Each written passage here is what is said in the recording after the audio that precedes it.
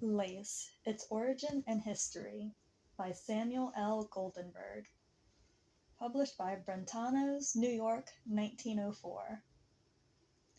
Copyrighted 1904 by Samuel L. Goldenberg.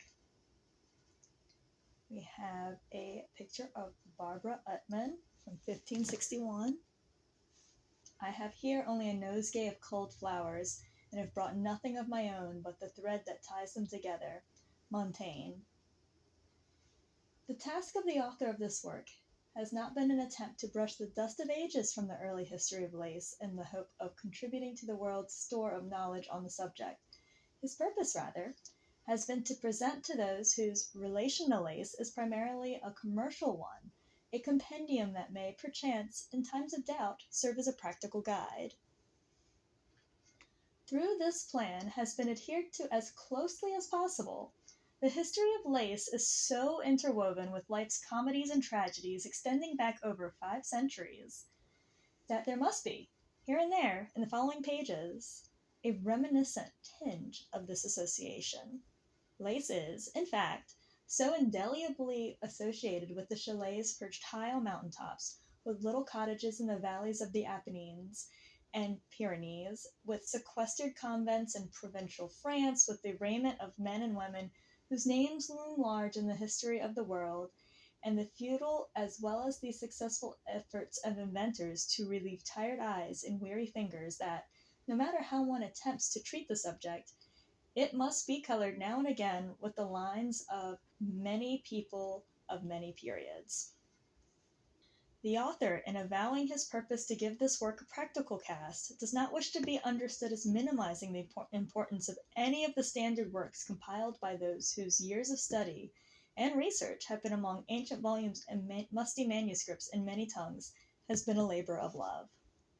Rather, he would pay the meed of tribute to those who have preserved to posterity the facts bearing upon the early history of lace, which have been garnered with such great care.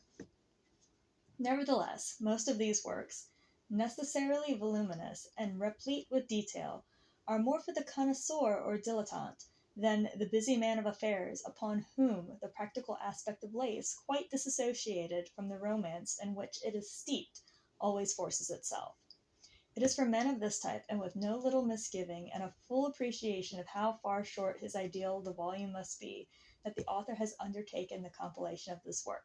Samuel L. Goldenberg. Lace: Its Origin and History. When, where, and how lace had its origin, no one will pretend to say.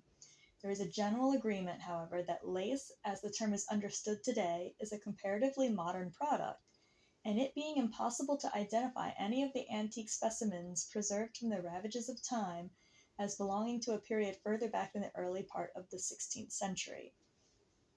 True, it is that there are specimens of woven fabrics of a lace-like character which were undoubtedly made at an earlier date, but most of the authorities who have delved deep into the subject are of opinion that lace probably does not antedate AD 1500.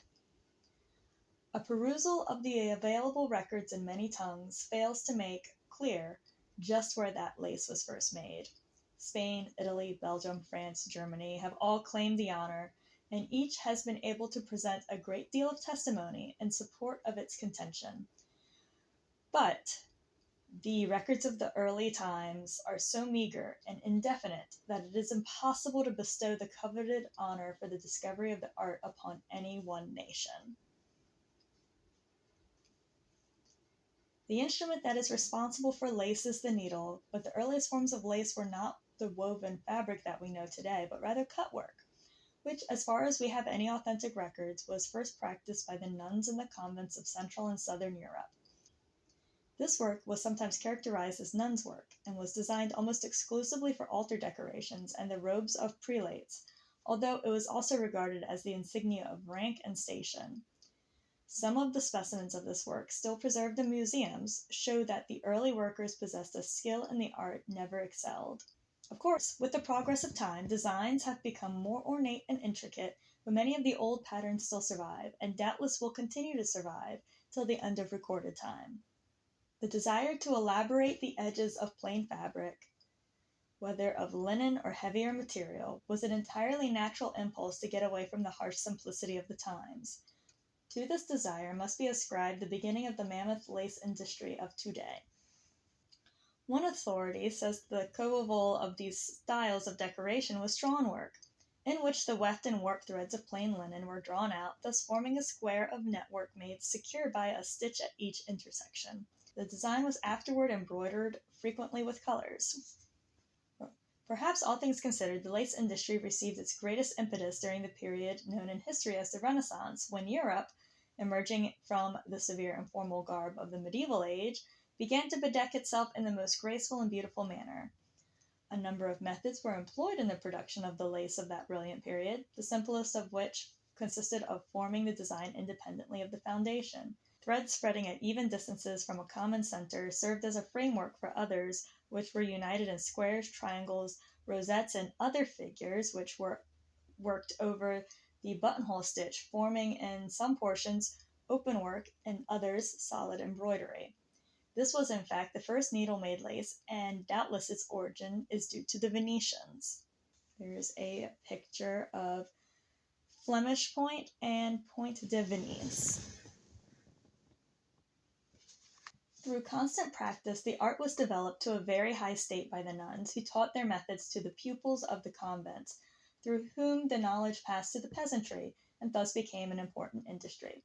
Perhaps, however, the development of the lace industry at this period was due more to the spread of the methods by which it was done, through books more than in any other manner, for it must be remembered that contemporaneously with the development of the industry, the art of printing was in its first bloom. As one traces the growth of lace making from the earliest times, he is impressed with the sharp advancement made at the beginning of the 17th century, when lace workers, having practically exhausted the designs possible by the then known methods, invented passementerie, which were known as passements. These, speaking broadly, much resemble the passementerie of today. These were made of stout linen thread in imitation of high relief work of the needlepoint, a thick thread being introduced to mark the salient points of the pattern. Thus the term guêpère was applied to the thread lace with guêpère reliefs, and the designation has since remained to all laces without grounds in which the patterns are united by brides. In the beginning, lace was made by two entirely distinct processes, in commenting upon which we can do no better than to quote the words of Cole, which are particularly lucid and concise. He says, "It is remarkable that lace making should have sprung up or been invented at about the same time period by two entirely distinct processes, without relationship or evolution between them, and that the people of the countries wherein either of the inventions were made were not only unknown to each other, but apparently neither had any knowledge of the process of lace making employed in the other country." One of these processes is the employment of the needle and the single thread, wherein the work was perfected mesh by mesh, each mesh being completed as the work progressed. The other process was by the use of many threads at once, each one attached to bobbins for the purpose of only separating them, the meshes being made by twisting the threads a greater or less number of times. When each mesh is only partially completed, the thread is carried on to the next, and so on from side to side the entire width of the fabric. Felkin, in his History of Embroidery and Lace, says that when pillow lace was invented, about the middle of the 16th century, the various kinds of point lace then in use had reached a high state of perfection. Some early writers, after much laborious investigation, assert that pillow lace was first made in Flanders. In later years, it had been almost universally attributed to Barbara, wife of Christopher Utman. She was then dwelling with her husband at the castle of St. Anneberg, Belgium, 1561. From the castle, where she taught the peasantry as in a school, it soon spread over the country, and the women and the girls of the district, finding that the making of lace was more profitable than their former employment of embroidering veils, according to the Italian practice, adopted the Utman method. No trace of this mode of making lace, by use of pillow and bobbins, can be found before this date, hence the presumption that these were the time and place of the invention of bobbin lace. Barbara Utman died in 1575. That she was the true inventress is recorded on her tomb. It will be seen from the foregoing that one process had its origin in Italy and the other its origin in Belgium, though, if we accept Falcon's statement, we must accord to Italy the first honor, for he says distinctly that the Belgian peasantry gave up making lace according to the Italian method to adopt the process invented by Barbara Uttmann. Consequently, the Italian method must have been first. The present writer disclaims any intention to dispose of this moot question, and is only led to the above observation by reason of the high standing which Falcon's work has attained.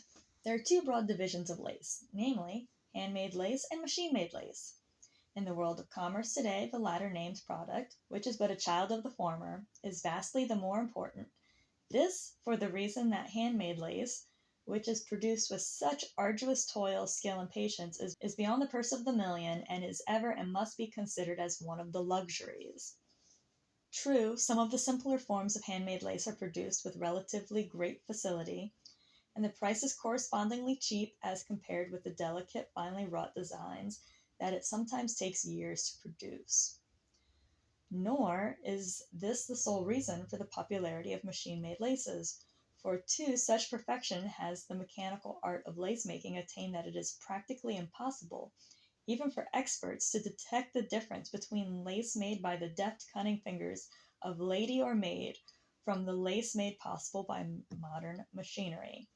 In handmade lace, the two principal classes are the needlepoint and bobbin or pillow-made lace. Needlepoint lace is worked upon loose threads laid upon a previously drawn pattern, but which have no point of contact with another and no coherency until the needlework binds them together. This work is done with the needle and single thread. As we have said, the pattern is first drawn, usually upon parchment. A piece of heavy linen is stitched to the parchment, and for the purpose of holding it straight, then the threads to the number of 2, 3, 4, or more are laid along the many lines of the pattern and sewed lightly down through parchment and linen. The entire figure is then carried out, both solid filling and open work with fine stitching, the buttonhole stitch being the most generally employed. Then we have a picture of real Duchess and Point Gaze and real Carrick Macross. Bobbin, or pillow-made lace, is the highest artistic development of twisted and plaited threads. It is made from a large number of threads attached by means of pins to an oval-shaped cushion or pillow, each thread being wound upon a small bobbin. The design, as in the making of needlepoint lace, is first drawn on stiff paper or parchment and carefully stretched over the pillow.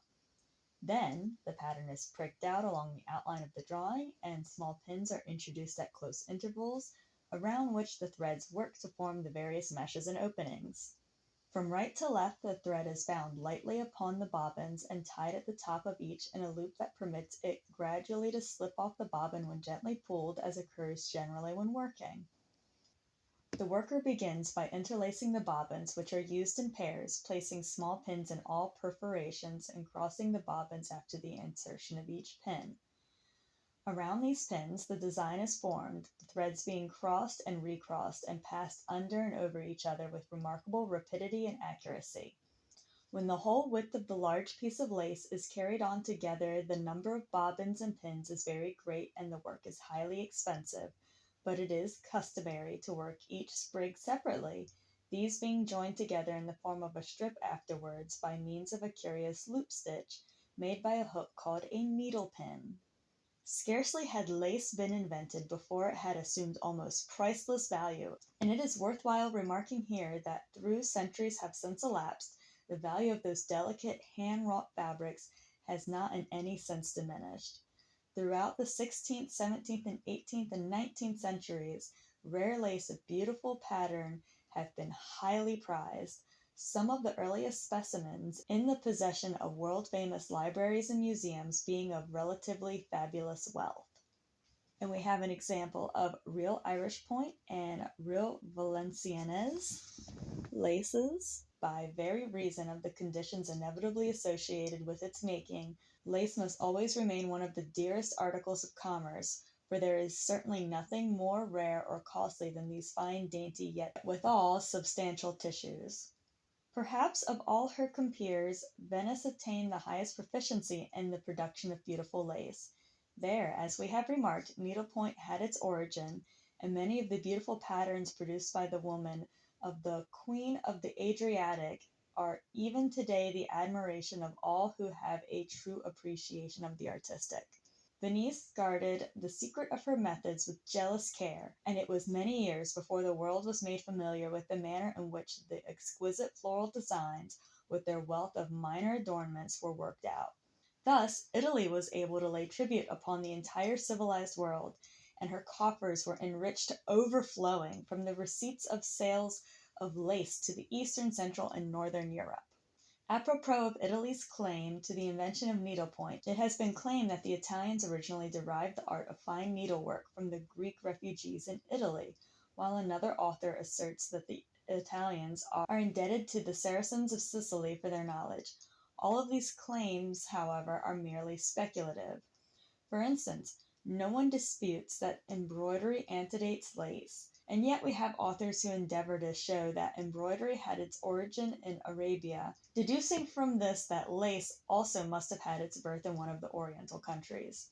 But it is a well established fact that while we have absolute knowledge of the existence of embroidery in the countries of the Levant, that there is absolutely no indication of even the slightest value that points to the existence of lace before it was made by the Italians and Belgians.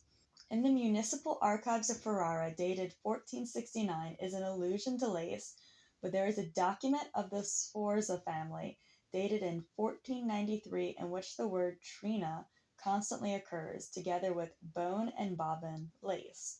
Spain was, as far as the records testify, the earliest and most adept pupil of Italy in the art of lace making, though, as in Italy, at the beginning the work was confined to the Iberian Peninsula to the inmates of convents. Spain, too, achieved high distinction in this field, its Point d'Espagne being one of the most celebrated of all the ancient laces, even vying with the finest Venetian point. In those days, as will be recalled, the power of the Church was absolute, and the use of laces for daily wear was prohibited, though on Sundays and holidays it was greatly in evidence in the attire of those of high station. One of the most interesting facts concerning the development of lace has to do with the patterns produced in the various localities of Europe. In the beginning, the number of designs was necessarily limited, but as the industry developed and spread, and as the workers became more expert and artistic, there was an uncontrollable impulse to break away from the conventional designs and to evolve new patterns. Then, too, there was something of the spirit of pride behind this movement, a sort of local patriotism, if it may be so termed. The Belgian, the Spaniard, and the Frenchman were not content to slavishly imitate Italian designs, and anxious to win a name for themselves, set about to produce new effects that would immediately identify them with the place of their origin. Thus it was too that various cities and towns in Italy, France, Belgium, Spain, and elsewhere sought to establish for themselves an individual product of great excellence that would give to the city or town prestige and renown in the then few commercial marts of the world. This explains the various names that were given to distinct types of laces hundreds of years ago, and which designation still obtain, as, for instance, Valenciennes, Valenciennes, Chantilly, Honiton, Arras, Bayeux, Genoa, Florence, etc. Another fact worthy of record is that of all the almost numberless designs that have been given to the world since the birth of lace, there have been some one or two characteristics that tell us plainly, as though expressed in words, that each one of these designs was made at some particular period of history. It is well that this is so, for it has enabled the historian to trace with more or less certainty the development of the industry. In other words, a lace expert is enabled to tell from the fabric not only in which country it was made, but in what part of the country, and also the approximate date. In the self-sufficiency of the present age, we are apt to regard with a sort of supercilious disdain any story reflecting upon the supremacy of our forebears in any of the arts or the sciences, but that we cannot make, in a commercial way, such lace as was woven in the 16th and 17th centuries is beyond question. In the first place, time is lacking, and if it must be confessed, the great skill that only comes through years of constant practice is also lacking. Modern real lace is artistic, even superior, but compared with such few specimens as have come down to us of the work of the lace makers of old, its deficiency, particularly in the matter of finesse of the execution and thread, is at once apparent. Handmade lace is today produced all over the world commercially, its production confined to France, Belgium, Germany, Spain, Italy, and England, where large quantities are still produced. France, however, with that fostering care which she has bestowed upon her many other arts, and with that keen appreciation of the beautiful that is so inherent in her people, is far in the van in the matter of producing handmade lace, though in respect to 2 or 3 types of Belgium is in the front rank. We have an example of real Honiton and real Florence. Coming down to the question of machine-made lace, it is necessary to observe at the outset that the same distinctions that exist between the genuine and the imitation do not obtain as applied to these fabrics. In other words, the knowledge that lace is a product of the frame rather than the fingers in no sense condemns it. For to such a high plane has the mechanical production of lace been lifted that one is almost tempted to say that the products vie in beauty of design and perfection of finish with the lace produced by hand.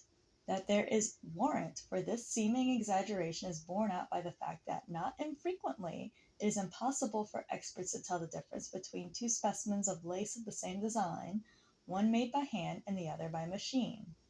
What inventors have accomplished in this respect is truly marvelous.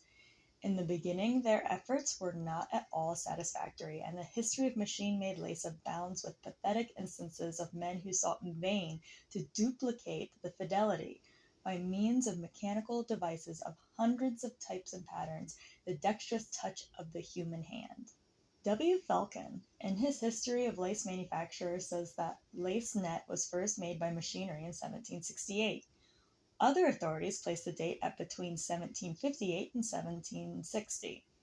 In 1890, bobbin net was invented, and in 1837 the jacquard system was applied to the bobbinet machine. Miss B. Palliser, in The History of Lace, says of the invention of machinery for the production of lace that the credit is usually assigned to Hammond, a stocking framework knitter of Nottingham, who, examining one day the broad lace of his wife's cap, thought he could apply his machine to the production of a similar article. His attempt so far succeeded that, by means of the stocking frame invented in the previous century, he produced in 1768, not lace, but a kind of knitting of running loops or stitches. In 1777, Elson Harvey introduced at Nottingham the pin or point net machine, so named because made on sharp pins or points.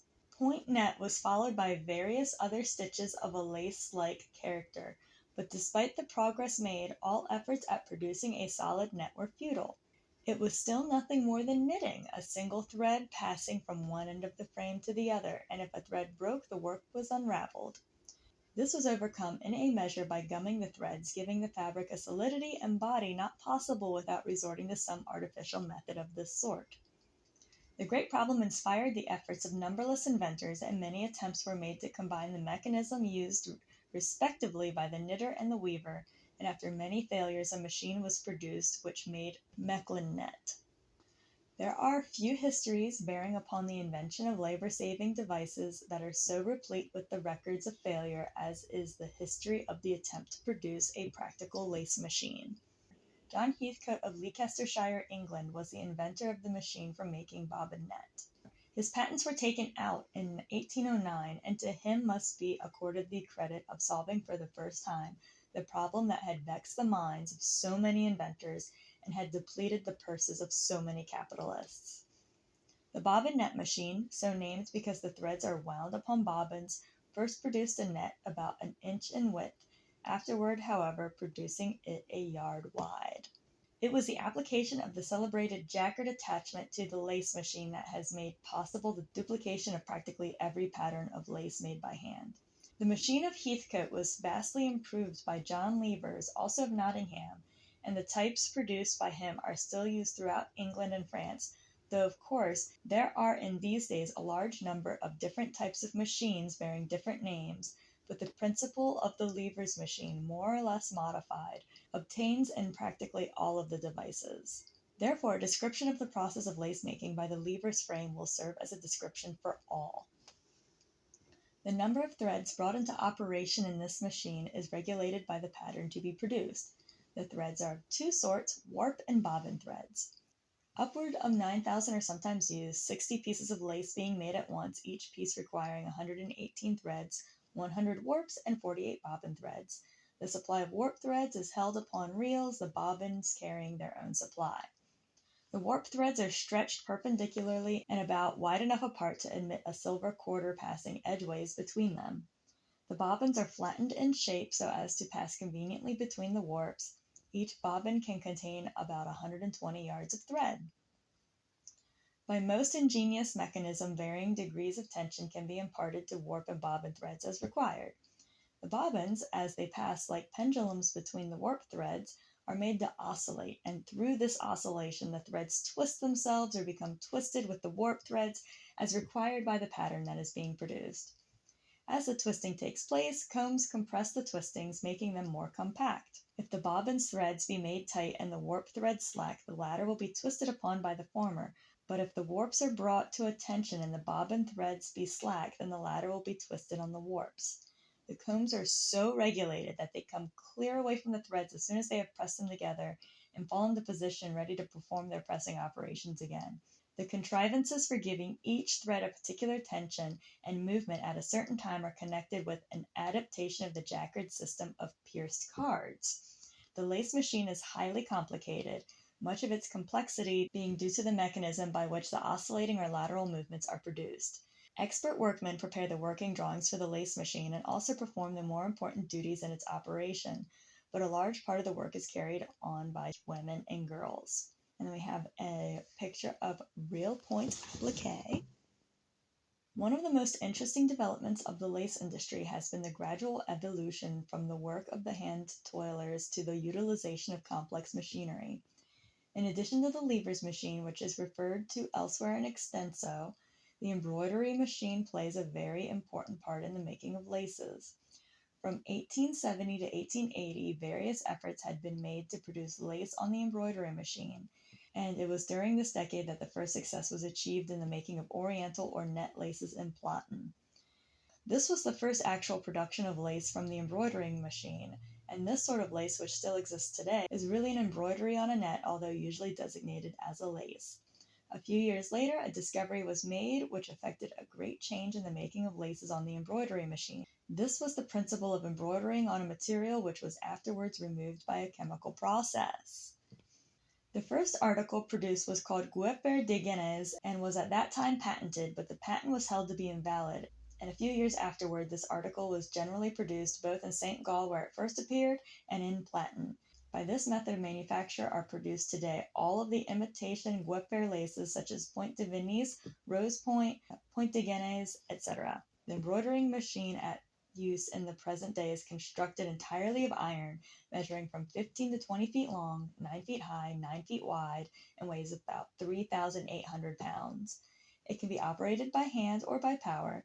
The method of embroidering is exceedingly simple. The cloth, usually somewhat over 4.5 yards long, is tightly stretched in an upright position in the center of the machine, each end of the suspended strip being held firmly by means of stout hooks. The needles, from 150 to 300 in number, according to the sort of work to be done, are arranged horizontally in a framework in a straight level row, all pointing toward the cloth and extending from end to end of same. The needles are supplied with threads about 1 yard in length, which are fastened by means of a peculiar knot to the eye, the latter being in the middle of the needle instead of at the end. In producing any given stitch in the pattern to be worked, the long row of needles all move forward at once at the will of the operator, and thus duplicate the stitch in every pattern or section along the entire 4.5 yards of cloth suspended in the machine. As may be readily understood, the machine in this manner completes 4.5 yards of embroidery in the same time it would take a woman with a needle to finish a single pattern. When one row is completed, the strip of cloth is raised and another row is made, and so on until it is necessary to put in another length of cambric. This machine is capable of making patterns from the very narrow up to full width of the cloth. What is known as Schiffli or power machine is very similar to the hand embroidering device, being an improvement on the latter and worked with the shuttle in addition to the needles. Its capacity is nearly 8 times greater, or from 15,000 to 18,000 stitches per day against 2,000 to 3,000 on the hand machine. To offset this advantage, however, the Shipley machine is much more expensive and is of delicate and complicated construction, easily got out of order and costly to repair. Until a comparatively recent date, the Shipley was not considered as a competitor of the hand machine, its work being inferior in quality and confined to simple patterns. At present, however, it is generally conceded that the goods produced by it not only compete with the hand machine products, but are already superseding the latter to some extent. It is predicted that the Shipley machine, operated by power, will ultimately supply all of the embroidery in the low and medium grades. Also, here's a picture of real Chantilly and real Spanish laces. The variety and adaptability of the designs which both of these machines are capable of producing are endless and at the same time comparatively inexpensive. It is this latter fact which accounts for the great advantage of the embroidering machine over the lace machine. The preparing and setting of a design for a lace machine is very expensive, and the great costs compel the manufacturer of machine lace to turn out large quantities of one set pattern in order to get a return on his investment. About the beginning of the 19th century, lace machines were first introduced into France from Nottingham at Boulogne-sur-Mer, where the industry remained for a few years and then moved to Calais. There this industry has developed and increased to such proportions that Calais is now the principal city for the production of fine laces of all kinds, and particularly leads Nottingham in creating novelties and new original effects. Shortly after the Franco-Prussian War, the industry found a foothold in Caudry in the north of France, where it has also developed to quite large proportions and shares today a large part of the trade which has resulted from the founding of the parent industry in Calais. This kind of lace produced in Caudry is generally of a cheaper character than produced in Calais. In Lyons, too, there have been established for many years the industry of making laces and nettings by mechanical processes. This is still a very large industry, and about 20 years ago there was a large trade done with America in the manufacture of laces in vogue at the time, which were the initiation of the real Spanish called blonde grenade. There are still made in Lyons today various imitations of fine laces, which in a general way are of a different quality to the laces made at Calais or Caudry, and Lyons enjoys a reputation in regard to the character of the laces it produces which is unique in the trade. About the year 1890, a Frenchman invented a similar machine in principle to the knitting machine, which reproduces with absolute fidelity the work of the bobbins in making pillow laces. Through this invention he was able to imitate such handmade laces such as torchons, Medici, etc., so exactly that experts could not detect the difference. In fact, it is the general testimony of men associated with laces for years that the work of this machine in a great many of its aspects is one of the most important contributions of the mechanical arts in the production of lace. Through the importation of foreign machines and foreign workmen, various attempts have been made in the United States to establish the manufacture of lace. At the present writing, it is impossible to state with any definiteness what the result will be, as the experiment has been of only a few years' duration, and in the very nature of things is at this date of a tentative character. In order that the reader may be able to distinguish the various types of hand and machine-made laces, we append herewith a glossary defining as concisely as possible the characteristics that indicate not only the manifold makes of laces, but what may be called the various subdivisions.